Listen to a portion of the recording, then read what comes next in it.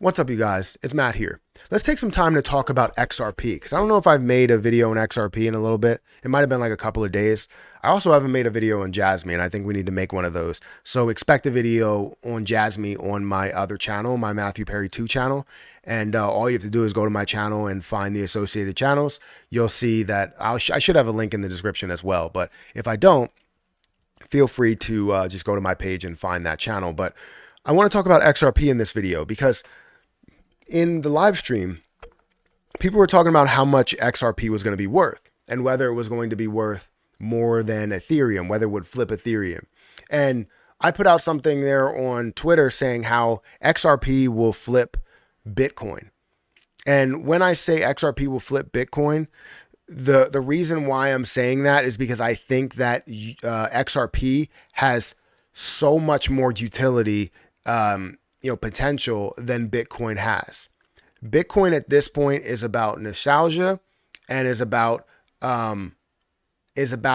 just scarcity. That's the second thing. It's about two things really to me, and I think that really doesn't apply what the overall mindset was behind Bitcoin. It was really around like becoming the world currency, but it was about cryptocurrency. Underlying information that people were saying is about cryptocurrency becoming a world currency rather than, the US dollar or whatever fiat currency. It's not about just Bitcoin because it doesn't make sense to go that route, and how slow and also how costly and how energy inefficient it is, right? That's just how that goes. And with the amount of energy consumption and everything there. So a lot of people have been wondering like what's really moving into that spot when it comes to actually being the usable currency, the currency that may be partnered up with banks that flows through the banking system or different monetary systems, right?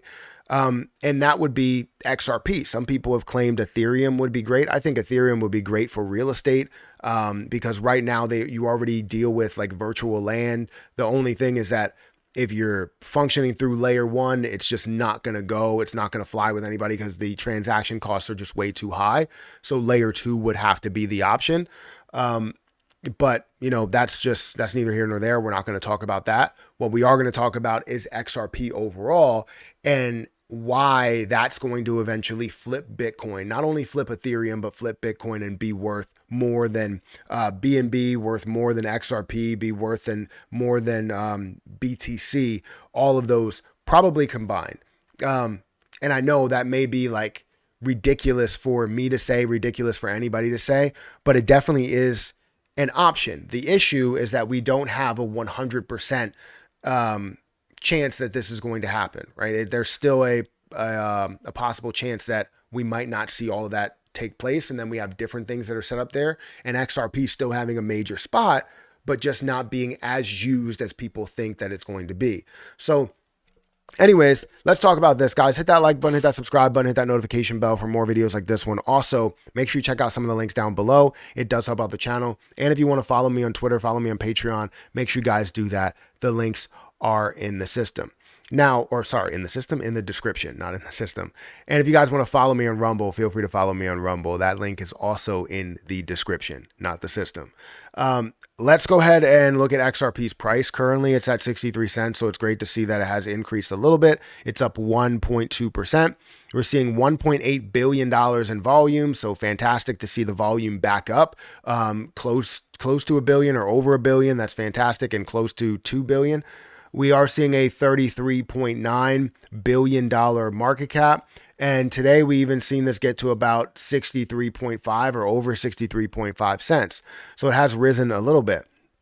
But XRP has kind of stalled out when it comes to the price.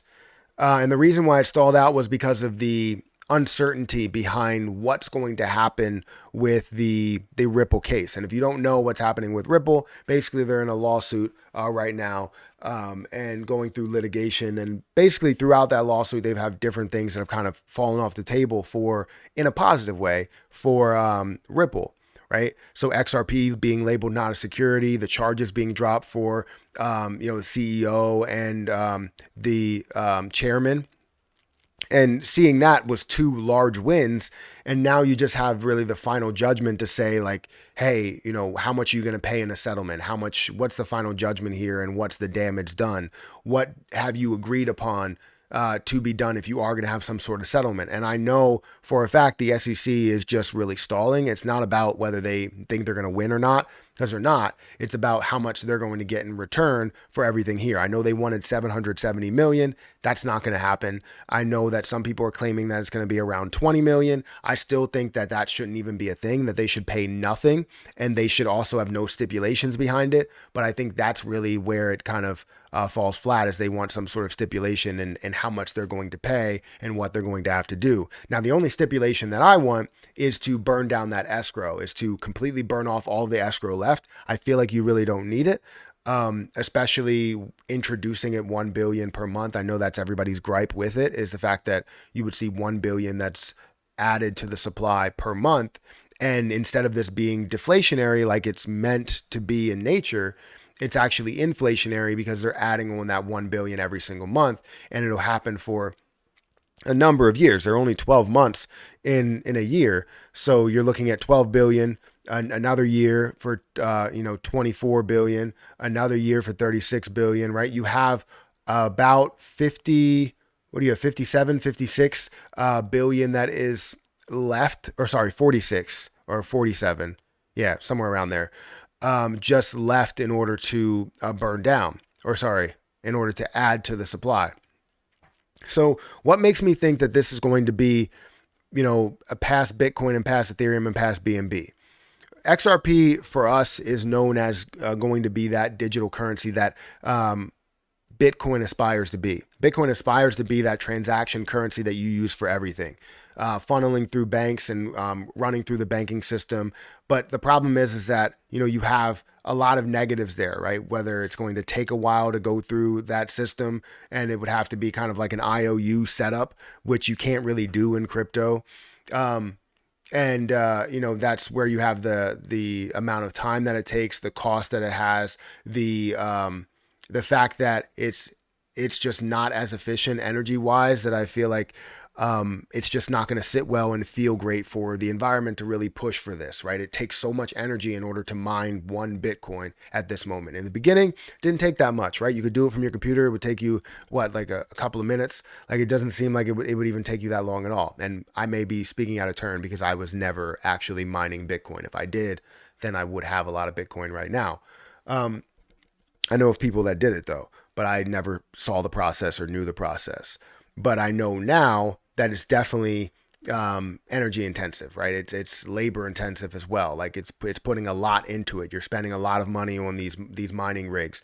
But when it comes to XRP, it's a different story, right? You don't really have that issue. You do have faster transactions, cheaper transactions. It happens in a matter of seconds. Like, I went to go send people some XRP, and literally I was like, I sent it. They were like, I got it. And I was like, geez, that was like literally a second, less than a second, that I ended up receiving, or you ended up receiving that XRP. And the only lag that we had in between was the lag of the chat. That's pretty much it. So with that, knowing how fast it is and knowing what Ripple is doing, those are the things that really tell me that this is going to be a thing, right? Because Ripple itself is implemented in a few banks like Santander, PNC, and different ones for like cross-border payments. Understanding that sector and how much that's worth, which is like a $300 trillion sector, and if XRP can take over that entire thing as the standard way to really navigate through payments, I mean, that would be huge, right? That's a $300 trillion sector, and you're doing it in a matter of seconds. Don't have to go through any banking systems. Don't have to go through any cash. Don't have to go through any transfers of different types of fiats. It's not how that works, right? It's simple. It's easy. It's going to be fast. And I think that's really the way that they're going to go. And right now, while you have these systems that are in place, for Ripple, it's leaving XRP there as kind of like, well, this is still an option. If you feel like whatever you build is not going to work, XRP is always an option. And then they're going to go the XRP route, and it's going to be a matter of seconds. They're going to be like, well, this is easy. Let's go ahead and use this. Let's continue to use this. And then the next banking system, then the next banking system. And then it's just a trickle effect where people are like, this is the route that you should go. Kind of like how we use credit cards. right? We use credit cards or debit cards all the time and nothing is done really in cash. And that's basically what it's going to be. It's going to be like the ease of use and the lack of, or the necessity of, or the lack thereof of transferring money back and forth. So honestly, it's something that I have always been thinking about how XRP is going to be worth that much. I know the market cap does hurt XRP when people are like, hey, this is going to be worth $1,000. Well, is it going to be able to be worth a $54 trillion market cap, or $10 trillion, or $10,000 is going to be worth $540 trillion? It's like, how could that possibly be so? And honestly, it does sit different where I'm like, I haven't seen any system be this, but just because you haven't seen it be that doesn't mean that it cannot be that, right? Does that make sense?